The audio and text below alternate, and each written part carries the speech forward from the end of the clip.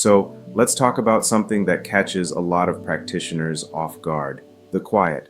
Because for many people, Reiki doesn't get louder after attunement. It gets still, and that can feel unsettling. You were told to expect more sensation, more feedback, more confirmation that something powerful is happening.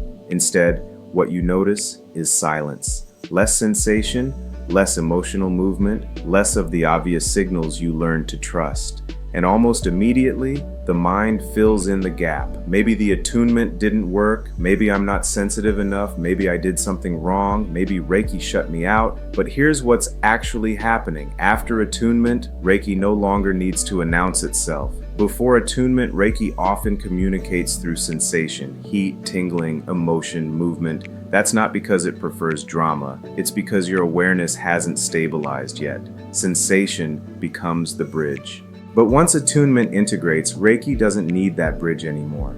The signal is already inside you. So instead of speaking loudly, Reiki begins working quietly, not absent, not distant, just integrated.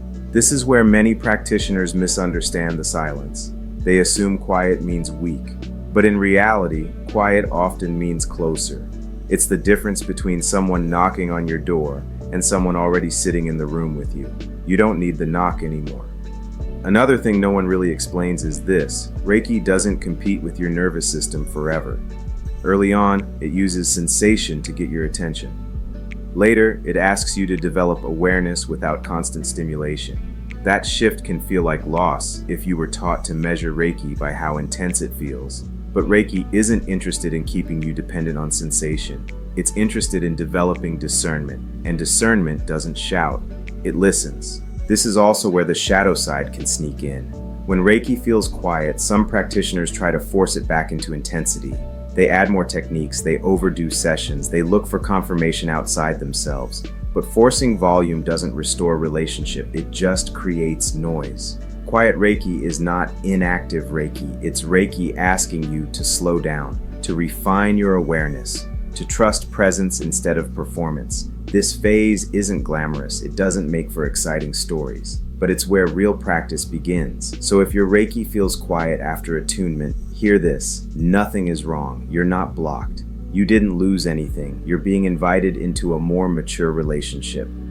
One where you're not chasing sensation, but learning to recognize alignment. I break this phase down much more clearly in my book, Return of the Prodigal Reiki Practitioners, the shadow side of the Reiki practice.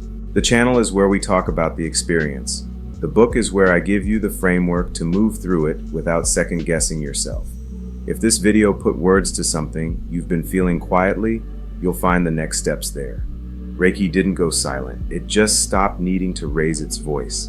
And the way you learn to listen next changes everything.